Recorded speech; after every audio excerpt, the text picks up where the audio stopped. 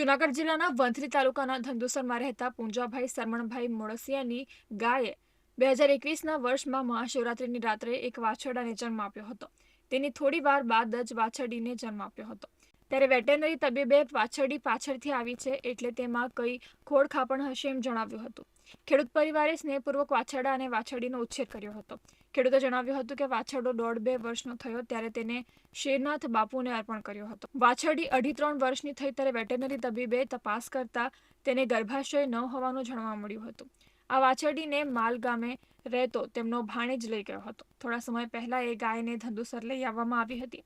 ગાયને તાવ આવી જતા ભાણેજે કુતિયાણાના વેટેનરી તબીબને મોકલ્યા હતા. તેઓએ ગાયની તપાસ કરી આ ગાયને દોહવાનું શરૂ કરવા જણાવ્યું હતું. છેલ્લા 15-20 દિવસથી દોહવાનું શરૂ કર્યું છે. શરૂઆતમાં સવારે 1-1.5 લીટર આસપાસ દૂધ આપતી હતી. હાલ સવાર સાંજ 2-2 લીટર જેટલું દૂધ આપે છે. આમ આ કામધેનુ રજસ્વલામાં આવતી નથી. ગર્ભાશય ન હોવાથી પ્રસૂતિ થઈ નથી છતાં રોજ કુલ 4 લીટર દૂધ આપે છે. આ ગાયની જીભ ચારેય આંચળ અને કાન કાળા છે. ખેડૂત પરિવાર તેને પોતાના ઘરની સભ્ય જ માને છે. વધુમાં આ ગાય આજીવન દૂધ આપશે તેમજ વચ્ચે વસુકી જવાનો સમય આવે એવી સંભાવના પણ નથી.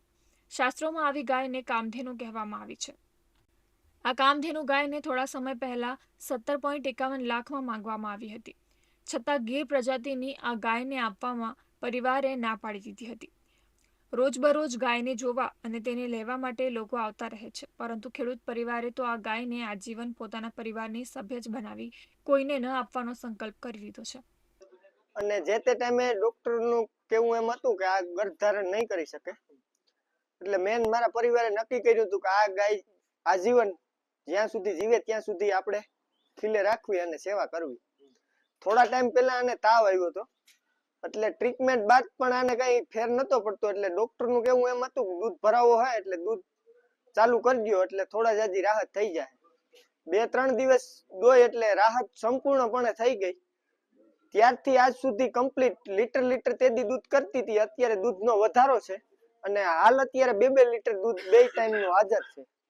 આ ગાયનું નામ રૂપણ છે. ગાય ગીર બ્રીડની લીલડા કલરમાં છે. 4 આછર કારા છે, જીપ બ્લેક છે અને ગઈ શિવરાત્રે 5મા વર્ષમાં પ્રવેશ કર્યો. વેટરનરી ડોક્ટર દ્વારા આ ગાયની તપાસ કરવામાં આવી હતી તો ડોક્ટર પણ ચોંકી ગયા હતા અને ગાયને તપાસ કરતા તેને ગર્ભાશય ન હોવાનું જાણવા મળ્યું હતું, જેથી ભવિષ્યમાં તે ક્યારેય માં પણ નહીં બની શકે.